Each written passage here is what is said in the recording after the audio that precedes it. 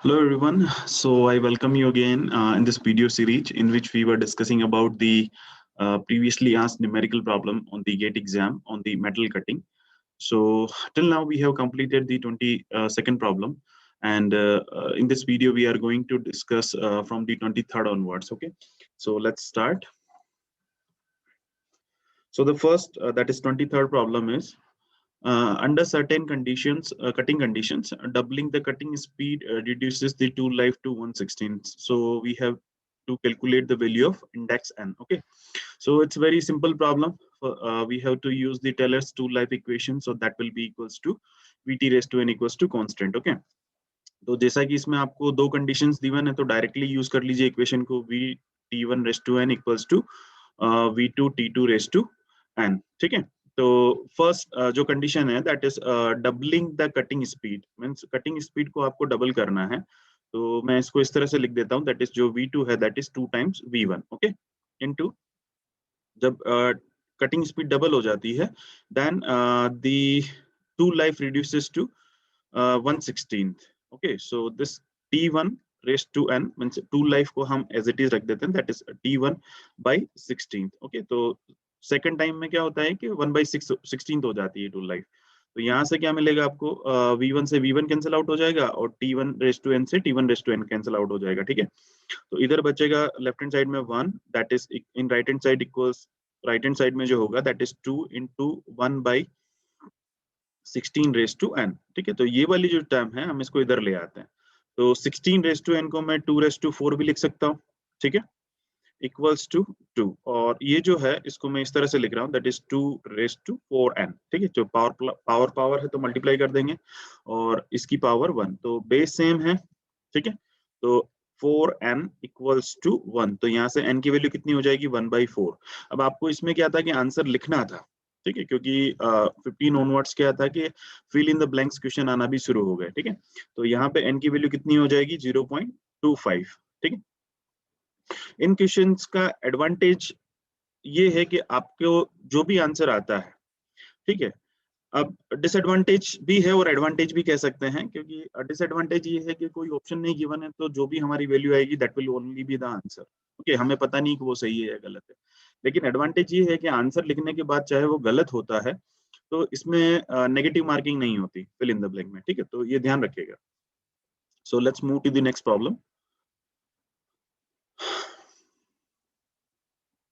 Okay, an orthogonal turning, it's a very good problem. An orthogonal turning operation, turning हो रही है और orthogonal है, याद रखिएगा. ठीक है, is carried out under some conditions. So when the rake angle is alpha, that is 5 degree, rotational speed that is n, spindle rotational that is n, that is 400 rpm. Axial feed जो है that is 0.4.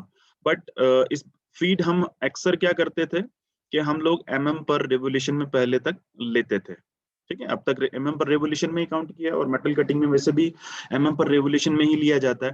तो यहाँ पे दिया है कि actual feed mm पर revolution में ना हो के आपको दिया है मीटर पर मिनट में. ठीक है, तो मैं इसको f से ना रिप्रेजेंट करके मैं इसको f डैश से रिप्रेजेंट कर देता हूँ, क्योंकि ये भी एक तरह का फीड है. ठीक है, तो 0.40 मीटर पर मिनट.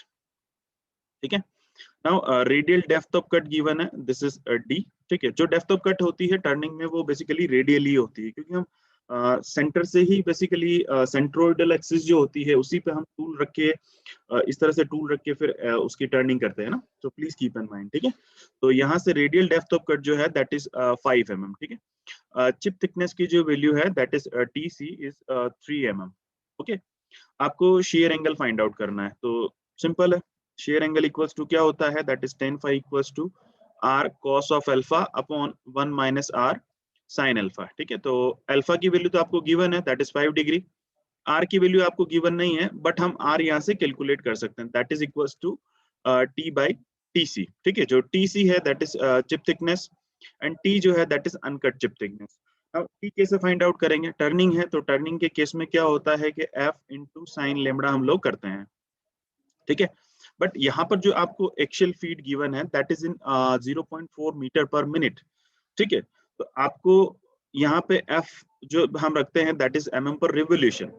ठीक है, तो अब आपको क्या करना पड़ेगा, इस एफ डैश को एफ की टर्म में कन्वर्ट करना पड़ेगा। तो जब हम कन्वर्जन करते हैं तो F is equals to F dash upon N, what is the rotational speed of the spindle. Okay, please keep in mind this formula. Okay, so this F dash that is 0.40 metre, चूंकि यहाँ पे हम mm पर revolution में find out करना चाहते हैं, तो इसको क्या करिए, मीटर पर मिनट में है तो mm पर मिनट में फाइंड आउट कर लेते हैं। ठीक है, तो this is multiply by 1000 and n की वैल्यू कितनी है आपकी 400। ठीक है, तो दिस इज 400। ठीक है, तो यहाँ से 100 आ जाएगा, 100 से ये कितना हो गया 4000, ऊपर भी हो गया 4000, तो टोटल वैल्यू कितनी हो जाएगी 1 mm पर रेवोल्यूशन। ठीक है, ये आपकी फीड की वैल्यू है। नाउ इस फीड की वैल्यू को आपको इस फॉर्मूले में रखना है, तो r इक्वल्स टू कितना हो जाएगा, f that is 1 into sine lambda, orthogonal cutting है, ऑर्थोगोनल टर्निंग है, तो 90 degree upon TC, TC is how much 3 mm। okay, so this will give you यहाँ पे 3 भी mm में है, और जो हमने यहाँ पे निकाला that is also in mm पर रेवोल्यूशन, तो कितना आ जाएगा 1/3। 1/3 की वैल्यू कितनी होती है 0.333।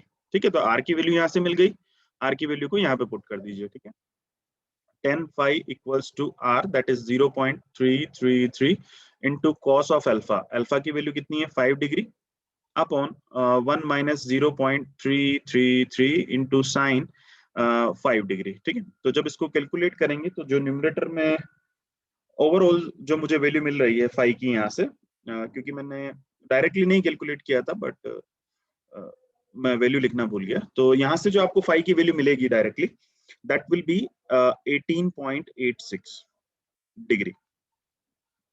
ओके, बट इस फॉर्मूले में, इस क्वेश्चन में याद रखने लायक क्या था कि आपको यहाँ पे है ना जो f गिवन है दैट इज इन 0.40। ओके, और बहुत सी बार क्या होता है कि हम लोग जल्दी जल्दी में, क्योंकि गेट में जो 3 घंटे होता है वो भी हमें बहुत कम लगता है, तो हम लोग क्या करते हैं कि ये वैल्यू आप अगर टीसी से कंपेयर करेंगे तो टीसी की वैल्यू यहाँ पर है आपका 3 mm।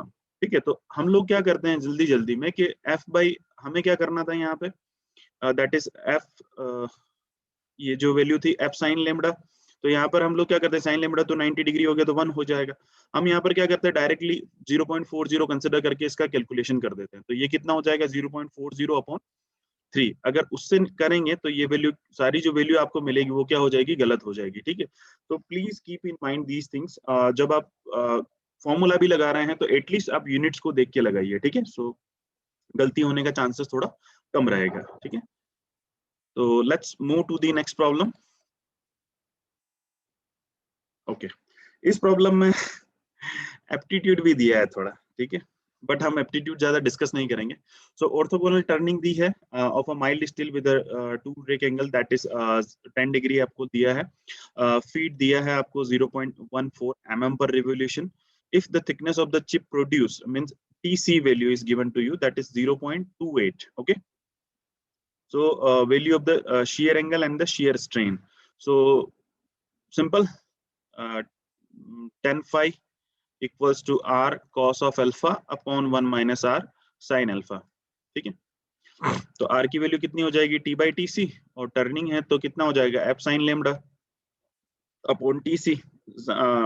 ऑर्थोगोनल टर्निंग है तो ये कितना हो जाएगा 1, क्योंकि लेमडा 90 डिग्री, तो f की वैल्यू रख दीजिए, देख लीजिएगा यूनिट क्या है, mm पर रेवोल्यूशन है इसीलिए मैं रख रहा हूँ। ठीक है, सो TC की वैल्यू कितनी है 0.28, तो ये जब इसको कैलकुलेट करेंगे तो 0.50। ठीक है, तो r की वैल्यू आ गई 0.50, सो 10 phi इक्वल्स टू कितना हो जाएगा यहाँ से r that is 0.50 into cos of alpha, alpha is how much 10 degree. Okay, so this is 1 minus 0.50 into sin 10 degree. ठीक है, तो यहाँ से जब कैलकुलेट करेंगे तो what I am getting is, जो मुझे न्यूमरेटर में मिल रहा है दैट इज 0.4924, और जो डिनोमिनेटर में मिल रहा है दैट इज 0.9132।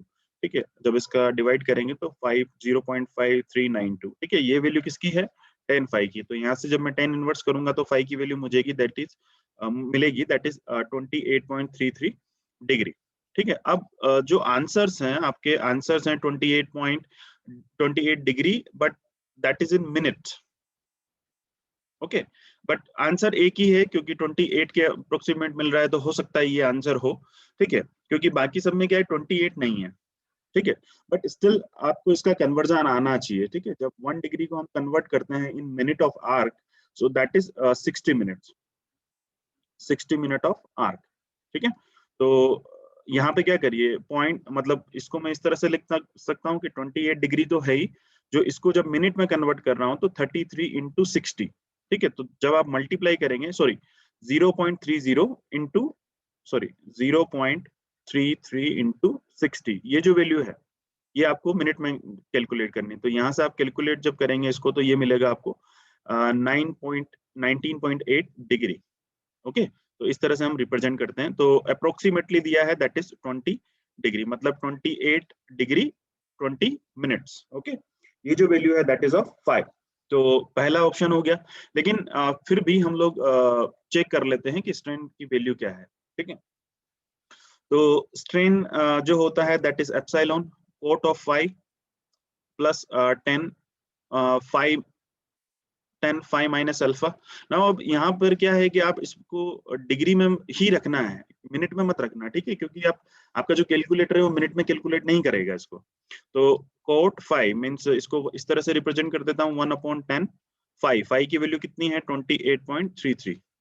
ठीक है, plus 10 5 that is 28.33 minus alpha, alpha कितना है 10 degree.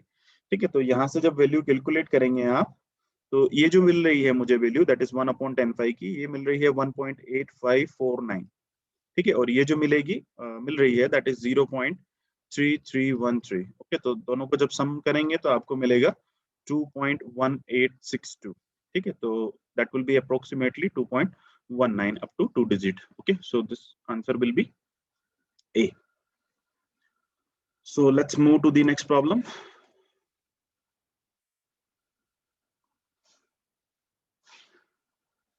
Okay. In an orthogonal cutting process, the tool used has a rake angle that is 0 degree. Okay, तो अल्फा की वैल्यू कितनी है आपकी 0 डिग्री। ठीक है, measured cutting force and the thrust force are 500 Newton and 250 Newton respectively. Means ये जो value है that is of FC and ये जो वैल्यू है that is of FT. ठीक है, the coefficient of friction between the tool and the chip. Okay, तो mu जो फाइंड आउट करते हैं, हमारे पास दो फॉर्मूलाज हैं उसके, that is tan बीटा, एक तो ये है, एक है F/n का।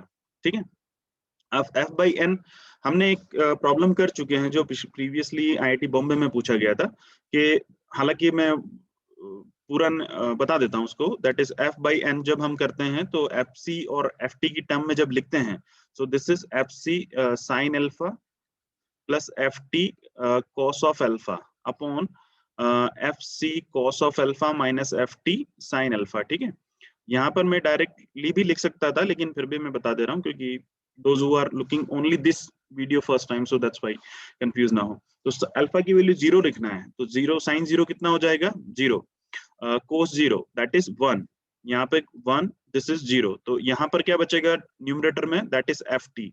ठीक है, और डिनोमिनेटर में क्या बचेगा दैट इज FC। तो FT/FC की वैल्यू जो होगी that is equal to F/n and that is equal to mu. ठीक है, तो म्यू बराबर कितना हो जाएगा FT/FC। ठीक है, FT की वैल्यू कितनी है 250 और FC की वैल्यू कितनी है आपका 500, तो ओवरऑल वैल्यू कितनी हो जाएगी 0.50। ठीक है, आपको क्या फाइंड आउट करना था, the coefficient of friction between tool and the chip, so value of mu ही फाइंड आउट करनी, so this will be the answer. ठीक है, ऐसा प्रॉब्लम एक बार पहले हम कर चुके हैं, I think in last video जो IIT बॉम्बे का था। Okay, so let's move to the next problem. थोड़ा लेंदी प्रॉब्लम है लेकिन है कुछ भी नहीं।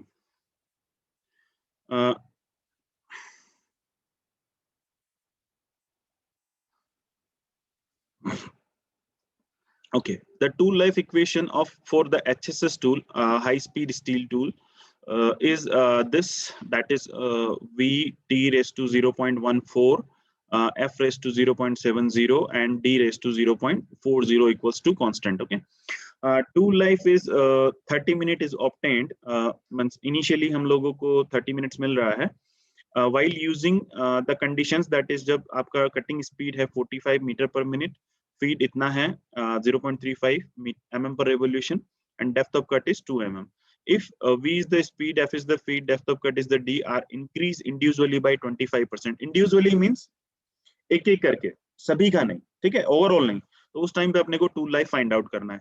तो फर्स्ट कंडीशन तो आपको यहाँ तक जो गिवन थी, ठीक है, यहाँ से लेके यहाँ तक, और दूसरी जो कंडीशन है उसमें आपको क्या करना है, 25% इंक्रीज कर देना है सभी का, टूल लाइफ को छोड़ के, ठीक है, क्योंकि वो हमें फाइंड आउट करनी है।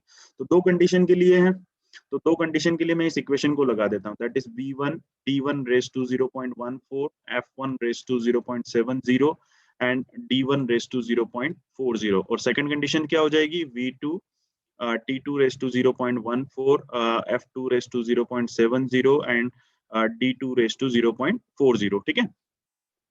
तो अब आपको देखिए, जब भी आपका ये इंक्रीज हो रहा है, दैट इज क्या क्या इंक्रीज हो रहा है, एक तो cutting speed means v2 increase हो रही है, कितनी v2 इंक्रीज हो रही है, f2 हो रहा है और d2 हो रहा है, ठीक है।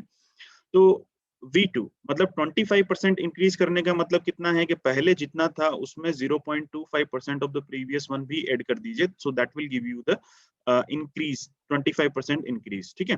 तो v2 में मैं क्या करता हूँ, v1 प्लस 0.25 v1 कर देता हूँ, 25% बढ़ गया, तो ओवरऑल कितना हो जाएगा, 1.25 ऑफ द v1, ठीक है।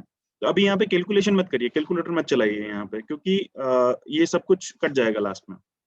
सिमिलरली f2 का कितना हो जाएगा, 1.25 टाइम्स ऑफ f1, और d2 का कितना हो जाएगा, 1.25 टाइम्स ऑफ d1, ठीक है।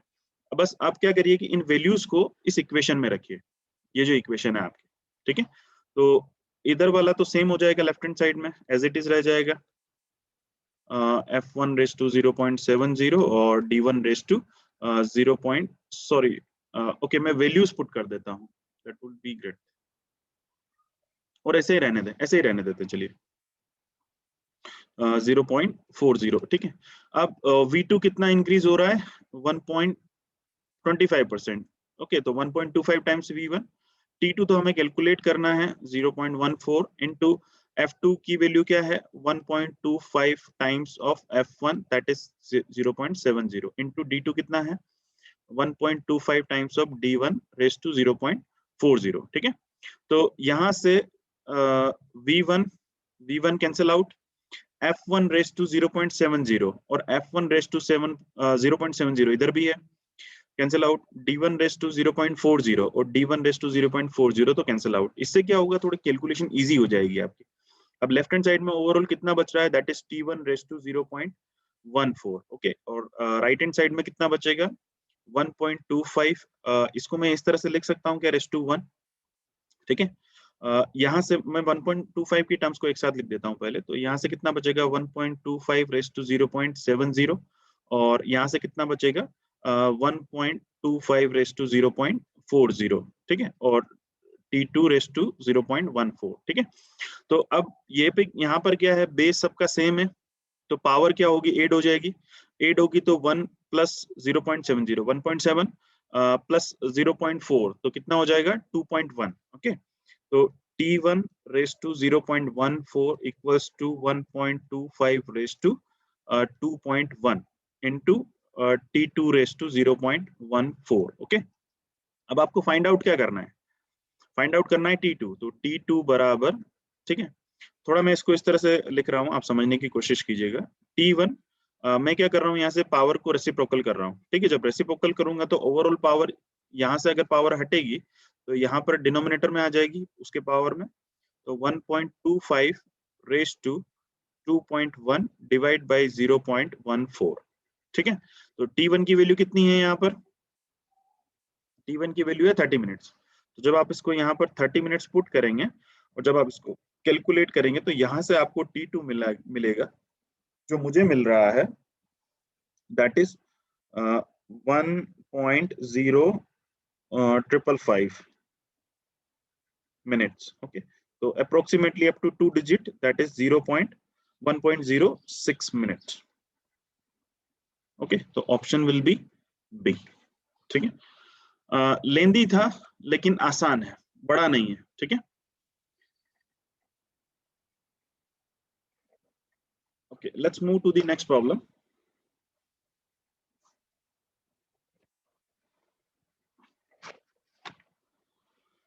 Okay, इस प्रॉब्लम में An orthogonal for an orthogonal cutting operation, the tool material HSS with the rake angle is 22 degree.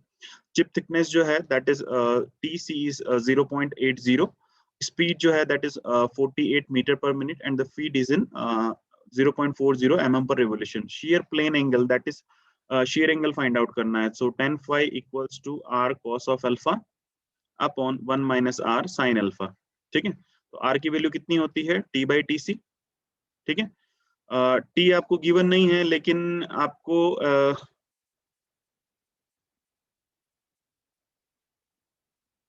ठीक है, टी आपको गिवन नहीं है लेकिन फीड आपको गिवन है. ठीक है, तो हम लोग इसको f इंटू साइन लेमडा कर लेते हैं क्योंकि फीड हमें गिवन है, in terms of the feed given है. ठीक है, बेसिकली देखिए अगर आपको ऐसा टर्निंग ना दिया हो तो आप कंफ्यूज मत होना, क्योंकि फीड का मतलब क्या है, mm पर रेवोल्यूशन. मतलब जहां पर रेवोल्यूशन हो रहा है तो रेवोल्यूशन कहाँ होगा, टर्निंग में ही होगा ना.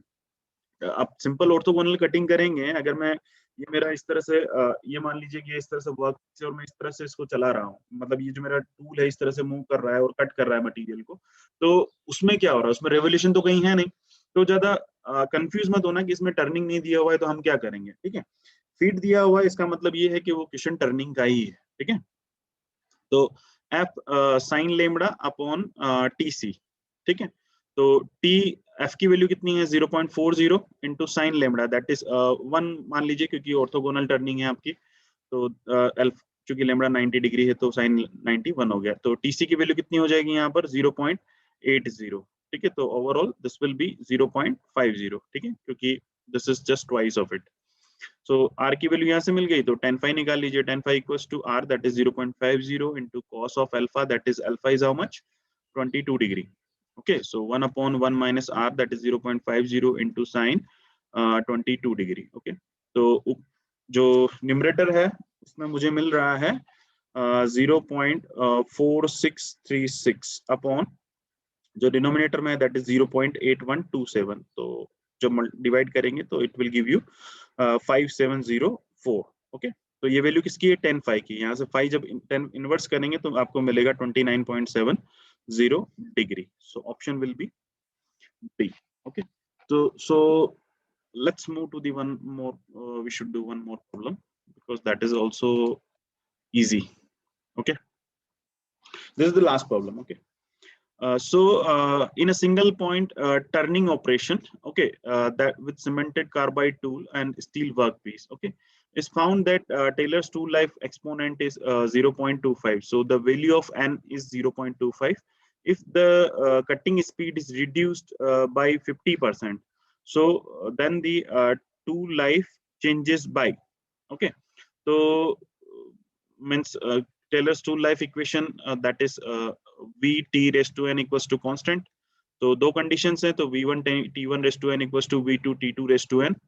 ठीक है, अब आपका हम लोग फर्स्ट कंडीशन में एज इट इज रहने देते हैं. क्या है कि if the cutting speed is reduced by 50%, 50% से रिड्यूस कर देते हैं तो बचेगा कितना, आधा. ठीक है, तो V1 by 2 into T2 raised to n. ठीक है, अब ये V1 से V1 कैंसिल आउट और यहाँ से कितना आ जाएगा, T1 raised to n equals to 1 by 2 T2 raised to n. तो मैं इस इक्वेशन को थोड़ा इस तरह से लिख रहा हूँ, that is T2 equals to 2 times of 2 raised to 1 by n, that is into T1. तो n की वैल्यू पुट कर दीजिए, n की वैल्यू कितना है 0.25. ठीक है, दिस इज T1. तो जब आप इसको कैलकुलेट करेंगे तो this will give you T2 equals to 16 times of the T1. तो कितना चेंजेस होगा, 16 times. ठीक है, टाइम्स में पूछ रहा है, मतलब 16 times. Okay, 16 is the answer. So in this video we are stopping up to here. From the next problem, in the next video we'll start from the 30th problem onwards. So thank you so much guys.